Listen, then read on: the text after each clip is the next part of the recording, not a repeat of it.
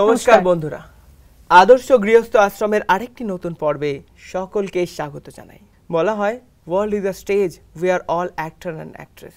পৃথিবীটা রঙ্গমঞ্চ আর এখানের আমরা সবাই অভিনেতা।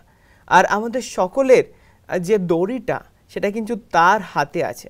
এই পুতুল খেলা প্রতিনিয়ত হয়ে যাচ্ছে, আর উনি আমাদেরকে যেভাবে নাচাচ্ছে আমরা কিন্তু সেভাবেই নাচছি।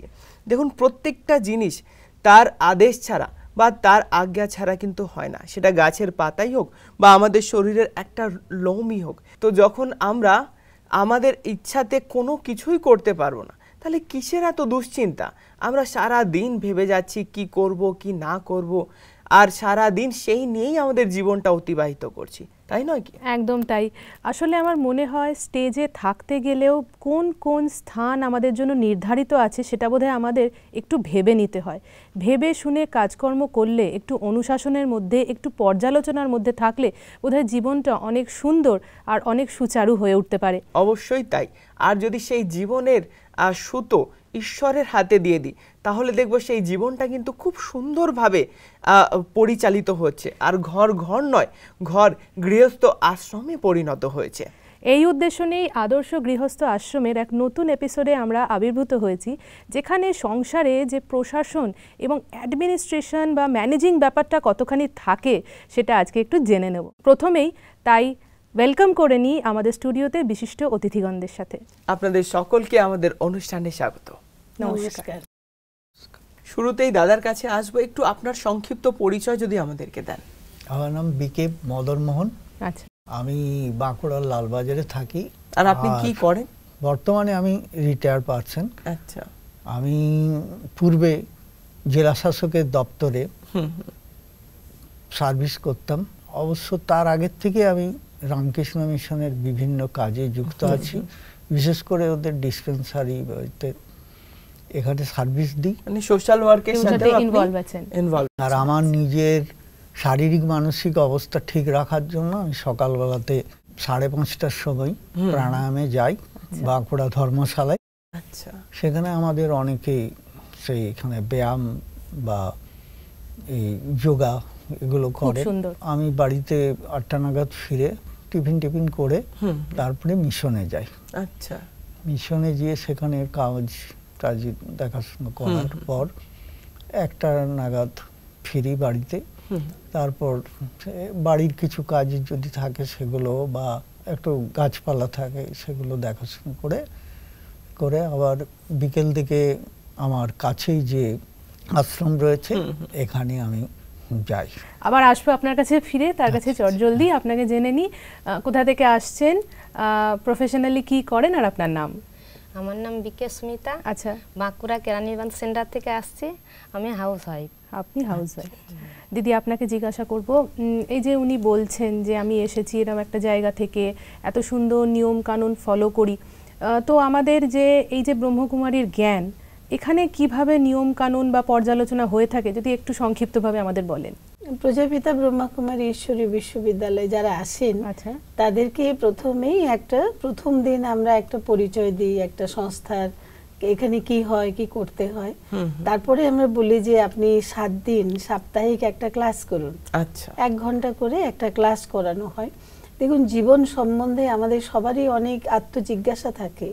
এই প্রকৃতি সম্বন্ধে, সৃষ্টি সম্বন্ধে, কর্ম সম্বন্ধে, মানুষের জীবন সম্বন্ধে আমরা যত বর্তমান পরিস্থিতি আসছে ততই আমাদের প্রশ্ন বেড়ে যাচ্ছে।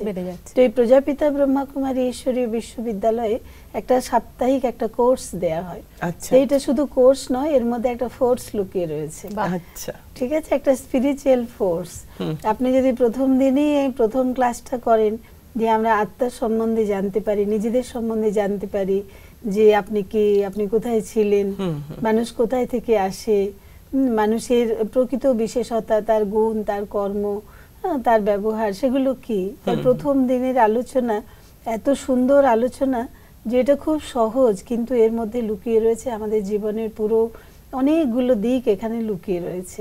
ঠিক এইভাবে প্রথম দিন আমরা নিজের সম্বন্ধে, দ্বিতীয় দিন ঈশ্বর সম্বন্ধে, তৃতীয় দিন ঈশ্বরের দিব্য কর্তব্য সম্বন্ধে, চতুর্থ দিন আমরা কর্ম সম্বন্ধে, পঞ্চম দিন আমরা গীতার ভগবান সম্বন্ধে, তারপরে আমরা রাজযোগ শিখি, তার বিধি শিখি, তার আধার শিখি। মানে আমরা শব্দ দিয়ে তো বলি রাজযোগ এখানে শেখানো হয়, কিন্তু রাজযোগটা কি না, আমরা আমাদের মনটাকে, আমাদের মন দেখবেন স্বাভাবিকভাবে মন অস্থির, মন চঞ্চল, বাইরে থেকে কিছু বোঝা যায় না, কিন্তু প্রত্যেকটি মানুষ মনে মনে খুব অস্থির। আর মানুষের মধ্যে একটা জিনিস আমরা দেখেছি যে খুব তাড়াতাড়ি, মানে এক্ষুনি এসে এক্ষুনি পেতে চায়, সবকিছু এক্ষুনি চাই আমার, একদম যেরকম একটা দেখুন কাঁচা ফলের টেস্ট তো এত ভালো হয় না, ঠিক সেরকম এই সাপ্তাহিক ক্লাসগুলো থিওরি দেওয়ার পরে আমরা একটা প্র্যাকটিক্যাল মেডিটেশনটা শেখাই, যে আপনি কিভাবে বসবেন, আপনি কি মনে করবেন, আপনি কি করে বুঝবেন যে আপনার যোগ লাগছে বা আপনার মেডিটেশন ঠিক ঠিক হচ্ছে কিনা। তাই এগুলোর কিছু সিমটমস বোঝা যায়। তো এরকম যখন যোগ অভ্যাস করেন, এই ঈশ্বরীয় জ্ঞান আর সহজ রাজযোগের শিক্ষার মধ্য দিয়ে আমরা এই সংস্থার বেসিক জিনিসগুলো আমরা বুঝতে পারি। মানে মেডিটেশনেরও কিছু অনুশাসন, কিছু নিয়ম কানুন আছে। অবশ্যই যে কোনো জিনিসেরই দেখুন একটা বেসিক তো জিনিস থাকে, অবশ্যই একটা এক্সারসাইজ শিখতে গেলেও তারও নিয়ম, আধার, বিধি সেগুলো দরকার হয়। একদম। মাতাজি, আপনার কাছে আসবো যে এই যে আপনারা প্রজাপিতা ব্রহ্মা কুমারীদের সাথে যুক্ত, এত কিছু দিদি জ্ঞানের কথা শেখাচ্ছেন আমাদেরকে, তো এই প্রত্যেকটা জিনিস আপনি আপনাদের জীবনে ধারণ করে কি পরিবর্তনের অনুভব করেছেন? দু মেয়ের বিয়ে হয়ে যাওয়ার পর খুব আমার ফাঁকা ফাঁকা লাগে, একাকিত্ব বোধ করি। তখন আমরা বাড়িতে আসলাম, আমরা ভোরে হাঁটতে যেতাম, তখন ওখানে রাজযোগ ভবনের পোস্টার দেখলাম, তখন আমি ওইটা কি বটে একদিন দেখে আসলে হতো, ওনার সঙ্গে গেলাম, দেখে আসলাম। তারপর ভাস্কর্য বলে আমাদের দাদা ছিলেন, উনি বললেন যে 7 দিনের কোর্সটা করুন। তারপর 7 দিনের কোর্স করলাম, করার পর তারপর দিদিকে পেলাম, দিদির ভালোবাসা স্নেহটা আমাদের পরিপূর্ণ হয়ে গেল। আপনার এত সুন্দর হাসি মুখ, তার পরিচয় একটা। ওখানে এবার না গেলে তখন সেটা খুব খারাপ লাগে। আচ্ছা, খুব জানতে ইচ্ছা করছে দাদা, এই যে আপনি একটা অ্যাডমিনিস্ট্রেটিভ ডিপার্টমেন্টে এভাবে ইনভলভ ছিলেন, প্রশাসনিক কাজকর্ম করেছেন, তো জ্ঞান নেয়ার পর জীবনে কিভাবে কি প্র্যাকটিস, কি অভ্যাসের মধ্যে দিয়ে এই প্রশাসনটা, একটা অ্যাডমিনিস্ট্রেশন এই বয়সেও মানে ধরে রাখা যায়? যে কোনো আমরা কাজ করি না কেন সর্বত্রই কিন্তু একটা সিস্টেমেটিক অনুশাসন যাকে বলছে, একদম, না হলে কিন্তু কাজ কোনোটাই সম্ভব নয়। আমি আজ এখানে এসেছি, এখানে এসে যেভাবে দেখলাম আমার দেখে খুবই ভালো লাগলো। যে সকল আমাদের প্রজাপতি গম্বার যে সকল সংস্থাগুলো রয়েছে সেগুলো কিন্তু চলছে, অর্থাৎ সবাই একই ধরনের অনুশাসন নিয়ে চলছে। জীবনে এটা সব অনুশাসন থেকে থাকাটাও দিদি খুব জরুরি, এবং এটা না থাকলে পরে আমরা তো এগোতে পারবো না। সেটাই হচ্ছে সবথেকে, এটাই বোধহয় বর্তমান প্রজন্মের সবথেকে বড় সমস্যা, সবথেকে বেশি প্রয়োজন। কেননা যেভাবে ছেলে মেয়েরা চারপাশ থেকে দিশেহারা হয়ে যাচ্ছে, ফার্স্টেশনে ভুগছে, ওদের সত্যিকার আর ভালোভাবে এগিয়ে যাওয়ার জন্য একটা অনুশাসিত লাইফ অবশ্যই দরকার, আর এরকম পরিচয় অবশ্যই দরকার, এবং তাদের এই নিয়মের মধ্যে দিয়ে চলতে হবে, তাহলে আগামী প্রজন্ম ঠিকভাবে এগিয়ে যেতে পারবে বলে আমার ধারণা। আচ্ছা দিদি, আপনাকে জিজ্ঞাসা করি, সংসারে এই জ্ঞান নেয়ার পর কি কি নিয়ম আপনি আপনার দিনে, এই যে সারা দিনের যে জীবন তাতে এনেছেন? সকালবেলা হাঁটতে যেতাম, আচ্ছা, তারপরে এসে বাড়ি রান্না টান্না এইসব রান্না, স্নান টান সেরে ভক্তি মার্গে ছিলাম। রামকৃষ্ণ মিশনে দীক্ষা নিয়েছি বিয়ের আগেতেই, ছোটবেলাতে। এইসব পূজা টুজা করতাম, এখন আর পূজা টুজা করি না, এখন যোগ করি, যোগাসন, মেডিটেশন করেন। সেটা বিকালে সেন্টারে যাই, হাঁটা হয়ে যায়। এই যে ব্রহ্ম মুহূর্তে ধ্যান করেন, এটাও তো একটা আমার মনে হয় একটা খুব নিয়মাবলীর মধ্যে পড়ে। মানে আপনি আপনার জীবনকে খুব অনুশাসিত ভাবে চালাচ্ছেন। হ্যাঁ হ্যাঁ, একদম। আরেকটা জিনিস, নিজে নিজে ঘুম ভেঙে যায়। আরেকটা জিনিস বললেন যে রামকৃষ্ণ মিশন বা কোথাও আপনারা দীক্ষা নিয়েছিলেন, তো সেখান থেকে এই ব্রহ্মা কুমারীদের আপনার কি মনে হয় সব জায়গায় তো ঈশ্বর আছে, যেটা আমরা মনে করি যে সকলের মধ্যে ঈশ্বর আছে, তো সেটা দিদির কাছে একটু যাব যে এটা কতটা যথাযথ? না, এইটা আসলে সবার মধ্যেই, দুনিয়াতে যারা মানে কোনো ভক্তির মধ্যে রয়েছেন তারা এই কথাটা বলেন যে সবার মধ্যে ঈশ্বর আছেন। এনারাও এসছিলেন যে আমরা তো অলরেডি রামকৃষ্ণ মিশনের সাথে যুক্ত, আমি প্রতিদিন ওখানে সেবা করতে যাই। তখনই আমি বললাম যে প্রজাপিতা ব্রহ্মকুমারী ঈশ্বরী বিশ্ববিদ্যালয় এটা শেখানো হয় না যে আপনি ব্রহ্মকুমারীতে আসবেন তার মানে অন্য কোথাও যাবেন না। আপনি রামকৃষ্ণ মিশনে যাচ্ছেন, ওখানে সেবামূলক কাজের সাথে যুক্ত, ওখানে সেবা করেন, এটা তো খুবই ভালো কথা। কিন্তু নিজেকে জানা এবং ঈশ্বরকে জানা এবং তার সাথে মনকে যুক্ত করা, তার জন্য আপনি এখানে আসবেন। সেজন্য আমাদের সবারই বোঝা উচিত যে আমরা ব্রহ্মকুমারী যে আসি বলে আমরা অন্য কোনো সংস্থায় যেতে পারবো না তা নয়। মানে আপনি অন্য কোনো সংস্থা অবশ্যই যেতে পারেন, কিন্তু এখানে যেটা শেখানো হয় সেটা হচ্ছে আমাদের জীবনের লক্ষ্য কি এবং কিভাবে আপনি আপনার সেই লক্ষ্যে পৌঁছবেন, এবং যে ভক্তিতে কিছু কিছু জিনিস রয়েছে সেই জিনিসগুলো সত্যতা যাচাই আপনাকেই করতে হবে। যেরকম আপনি বললেন যে সবার ভেতরে ঈশ্বর আছেন, কিন্তু ব্রহ্মকুমারী যে এটাকে মানে একদমই আমরা সত্য বলে মানি না। আমরা যখন প্রথম দিন ক্লাসটা করাই তখন আত্মার লেসনেই এটা ক্লিয়ার হয়ে যায় কি পৃথিবীতে যত মানুষ রয়েছে মানুষের ভেতরে আত্মা রয়েছে। আর দ্বিতীয় দিন যখন পরমাত্মার পরিচয় দিই তখন পরমাত্মার সত্য পরিচয়ে আমরা এটা সত্য জিনিসটাকে স্পষ্ট করে দিই যে সত্যম শিবম সুন্দরম, পরম শক্তি, সর্বোচ্চ শক্তি তিনি এক। আচ্ছা দিদি, একটা প্রশ্ন না করে আমি এখানে পাচ্ছি না, সেটা হচ্ছে যে এই যে ধরুন ব্রহ্মকুমারী একটা অ্যাসোসিয়েশন, একটা অর্গানাইজেশন, এত সেন্টার সাব সেন্টার্স, আর এই যে বাবা যখন আমাদের জীবনে প্রবেশ করেন উনি বোধহয় আমাদের জীবনটাকে এবং আমাদের ভেতরটাকেও সুচারুভাবে বা সুন্দরভাবে একটা অনুশাসনের মধ্যে বেঁধে দেন। তাই ওনার যেখানে প্রশাসন মানে ওনার জগতে বা ওনার দরবারে বোধহয় একটা আলাদা প্রশাসনই চলে। তো আমাদের এই যে সেন্টার সাব সেন্টার এগুলো কিভাবে আপনারা অপারেশন করেন, কি করে কাজটা করেন, কি করে চলছে, মানে কিভাবে আপনারা ম্যানেজ করছেন, এটা আমাদেরকে একটু বলুন। এটা ম্যানেজ করে আমরা তো ভাবি, আপনারা বাইরে থেকে দেখেন ভাবছেন যে আমরা করছি, কিন্তু আমরা যারা সেন্টারে থাকি তারা আমরা সম্পূর্ণভাবে আমরা এটা মানে বুদ্ধি থেকে জানি যেটা আমরা করছি না। এটা সেই সর্বোচ্চ শক্তি তিনি আমাদের দিয়ে করিয়ে নিয়েছেন। তিনি সৃষ্টিতে মানুষ যখন বুঝতে পারবে যে আত্মার কি কাজ আর পরমাত্মার কি কাজ, তিনি সুপ্রিম টিচার হয়ে তিনি পড়াচ্ছেন, তাহলে তার কাজটা পড়ানো, আর আমি হচ্ছে একটা গডলি স্টুডেন্ট, আমার কাজটা হচ্ছে ভালো করে পড়া। তাহলে যদি আমি টিচারকে ভালোবাসি তাহলে আমি ভালো করে পড়বো। ধরুন আমরা যারা নিমিত্ত হয়ে যারা সেন্টারে রয়েছি তা আমরা তো ভালোবেসে রয়েছি, আমরা কিন্তু কেউ এমপ্লয়ি নয়, আমরা কেউ চাকরি করি না, আর আমরা এরকম নির্দিষ্ট একটা সময় পর্যন্ত থাকলাম তারপর চলে গেলাম তাও কিন্তু নয়। সেই জন্য প্রজাপিতা ব্রহ্মকুমারী ঈশ্বরী বিশ্ববিদ্যালয় সারা বিশ্বব্যাপী যে চলছে এর প্রশাসনিক কাজ হচ্ছে খুবই স্পিরিচুয়াল, খুবই আত্মিক এবং খুবই আন্তরিক। যখন আপনি কোনো জিনিসকে আত্মিকভাবে নেবেন এবং আন্তরিকভাবে যখন কোনো জিনিস কাজ করবেন তখনই দেখবেন যে আপনি বুঝতে পারবেন যে আপনার কাজটা কি না, আমার কাজটাই হচ্ছে তার স্মৃতিতে থেকে নিজেকে শক্তিস্বরূপ হয়ে সেই পিতার কাজটাকে সম্পন্ন করা। তখনই আপনি মনে করবেন যে পিতার কাজ কিন্তু আমি এজ এ ট্রাস্টি হিসেবে করছি। দেখবেন যখন আমরা নিমিত্ত হয়ে করি তখন আমরা অনেক খুশিতে থাকি। সাংসারিক মানুষ কাজ করতে করতে আমিত্ব এসে যায়, এটা আমার এটা আমার, সেজন্য তাদের মধ্যে একটু ভারীপন আসে। তো সেই জন্য এই জ্ঞানটাকে জানা খুব দরকার যে আমি করছি আমরা করছি না, করছেন তো পরমাত্মা, সেই শক্তি মাত্র। হ্যাঁ একদম। তো দাদা দীর্ঘদিন পরিবারকে দুটো মেয়ে ছিল তাদেরকে বড় করেছেন, কখনো তো আগের জীবন কেমন ছিল আর এখন এর জীবন কিরকম আপনি অনুভব করেন? দেখুন সবাই যদি ভালো থাকে তাহলে আমাদের সত্যি ভালো লাগে। তো আমি দেখেছি থাক মেয়েরা মোটামুটি মানে একটা সুখের ইয়ের মধ্যে রয়েছে, তাহলে আমরা যদি এবারে ঠিক থাকি তাহলে ওরাও ঠিক থাকবে। পারিপার্শ্বিক তার সঙ্গে আমাদের অবস্থাগুলো দেখতে হবে, আশপাশে যারা রয়েছে।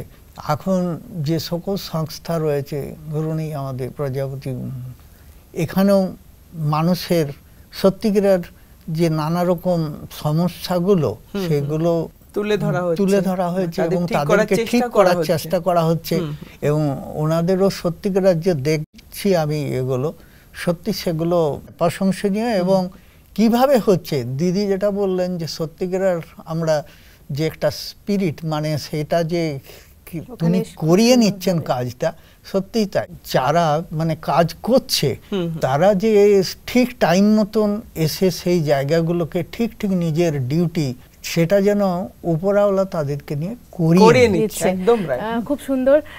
আপনার কাছে আসবো তার আগে দিদি, আমার না খুব জানতে ইচ্ছা করছে, শুনেছি যে আমাদের এই ব্রহ্মকুমারী নাকি বিশ্বে মহিলাদের দ্বারা সঞ্চালিত এক বিরাট সংস্থা।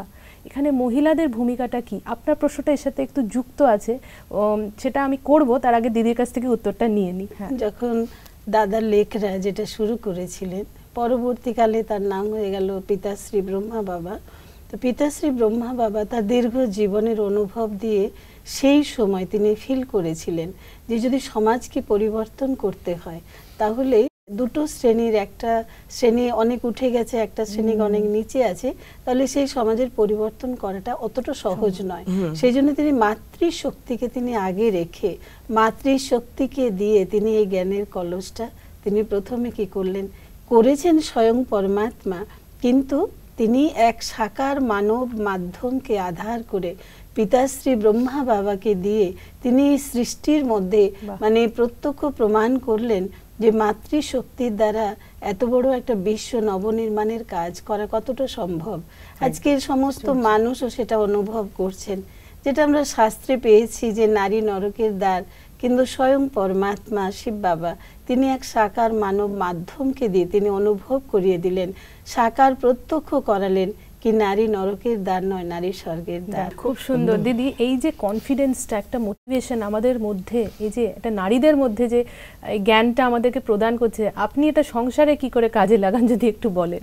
আগে আগে মানে খুব একা বোধ করতাম, কিছু ভালো লাগতো না। এখন বুঝি যে বাবা তো আছেন, তো মেয়েদের জন্য, এখন মেয়েদের জন্য কোনো চিন্তাও লাগে না, নিজেরা মেডিটেশন শিখেছে, নিজেরা দুজনে আলোচনা করি, এইভাবেই কেটে যায়। অবশ্যই দিদি, এই যে নিশ্চিন্ততা, সবার মধ্যে একটা মুখে একটা হাসি, একদম একটা শান্ত চিত্ত, তো এটা কি সকলের পক্ষে করা সম্ভব? বা আমরা যারা সংসারে থাকি, আমরা যারা ডেইলি লাইফ লিড করছি, এত দৌড়াচ্ছি সারাক্ষণ, তো আমরাও কি এনাদের মতন নিশ্চিন্ত থাকতে পারবো?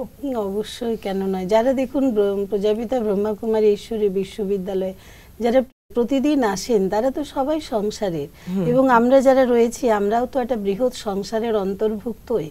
তো আমরা মনে করি যে দেখুন, প্রত্যেকটা মানুষ যদি তার সংকল্পকে, সংকল্প হচ্ছে একটা সুন্দর বীজ, সেই সুন্দর সংকল্পটাকে যদি আমরা তাকে রূপ দিতে পারি, তাহলে আমরা প্রত্যেকেই পারবো। একটা সময় তো ভারত স্বর্গ ছিল, একটা সময় দেবী দেবতাদের দেশ ছিল, এ সত্য সনাতন দেবী দেবতার ধর্মের দেশই তো ভারতবর্ষ। আমরা সেই স্মৃতিটাকে ভুলে গেছি বলেই আজকে দেখবেন আমাদের কাছে রাগ করাটা, ক্রোধ করাটা সহজ হয়ে গেছে, আর সহ্য করাটা, ধৈর্য, শান্তি এটাকে কঠিন মনে হচ্ছে। কিন্তু যখন আপনি অনুশীলন করবেন, অভ্যাস করবেন, তখন আপনি বুঝতে পারবেন কি শান্তিতে কত শক্তি লুকিয়ে আছে, আর ক্রোধের মধ্যে কতখানি ক্রোধ করলে কত মন খারাপ হয়ে যায়, লোকে কত মানে আপনার থেকে দূরে সরে যায়, আপনি কত একা একা হয়ে যাবেন। তো যে জিনিস ভালো আপনি ফিল করবেন, যেরকম দেখবেন কোন একটা দোকানের জিনিস আপনি কিনতে গেলেন, দোকানে বলে না যে এটা খুব সুন্দর, আপনি খেয়ে দেখুন, ঠিক সেরকম এই ব্রহ্মকুমারী যেও আপনাকে টেস্ট করতে হবে, খালি শুনলে হবে না, আপনাকে ফিল করতে হবে, জানতে হবে, ফিল করতে হবে, অনুভব করতে হবে, তবেই বোধহয় ঈশ্বরের স্বাদটা আমরা পেতে পারবো। অবশ্যই, তাই না? খুব সুন্দরভাবে আপনাদের সাথে কথা বলতে বলতে আর আপনাদের অনুভব শুনতে শুনতে, বিশেষ করে দিদির যে এই সুন্দর জ্ঞানের মধুর বাণী শুনতে শুনতে, আজকে অনুষ্ঠান কখন আমাদের শেষের পর্যায়ে চলে এসেছে। দিদির ভালোবাসা এবং আমাদের প্রতি যে স্নেহ, মমতা, সত্যি এটা অভাবনীয়। আমরাও ফিল করতে পারছি অনুষ্ঠানে বসে, আর আশা করি আমাদের দর্শকরাও এটা অনুভব করতে পারছে। আজকে অনুষ্ঠান না চাইতো আমাদের শেষ করতে হবে। আপনাদেরকে অসংখ্য ধন্যবাদ আমাদের অনুষ্ঠানে আসার। দর্শকদের ক্ষেত্রে বলি, ঈশ্বরের দরবারে নাকি সব কিছুই সমান, যদি একদিক ঠিক হয় তাহলে অপর দিককেও ঠিক বা ব্যালেন্স করতে উনি একদম সক্ষম। এইভাবেই উনি যখন আমাদের জীবনে আসেন এবং আমাদের জীবনের প্রশাসনটা যদি তার হাতে দিয়ে দেয়া যায়, তাহলে বোধহয় এর থেকে ভালো আর কিছু হয় না। একদম তাই। তাই বলা হয় যে ভগবান যখন একটা দরজা বন্ধ করে দেয়, তখন কিন্তু উনি আরেকটা দরজাও খুলে দেয়। তাই কখনো জীবনে নিরাশ হবেন না। জীবনে চলতে চলতে যদি কোনো কিছু আপনি হারিয়ে ফেলেন, বা যদি আপনার সাথে অনেক বড় ক্ষতিও হয়, জানবেন ঈশ্বর হয়তো এর থেকে আরও অনেক বড় প্রাপ্তি আপনার জন্য করাতে চলেছে। ঠিক তাই, বলা হয় time and tide waits for no man. তাই সময় থাকতে থাকতে নিজের জীবনের দড়িটা যদি তার হাতে দিয়ে দিই, তাহলে বোধহয় এই যে ভালোবাসার বন্ধনে তিনি আমাদের জড়িয়ে নেবেন, এর থেকে ভালো আর কিছু হবে না। তাই অবশ্যই প্রত্যেকের উদ্দেশ্যে এই শুভ ভাবনা যে প্রত্যেকে তার জীবনের দড়িটা সেই পরমপিতা পরমাত্মা শিব বাবার হাতে দেবেন, তাতে আপনাদের জীবনটাও খুব সুন্দরভাবে সুচারুভাবে চলতে থাকবে, আর আপনাদের ঘর ঘর নয় আদর্শ গৃহস্থ আশ্রমে পরিণত হবে। এই শুভ ভাবনা নিয়ে আমি সুরজিৎ আর আমি তনয়া আজকের মতন এখানেই শেষ করছি। নমস্কার।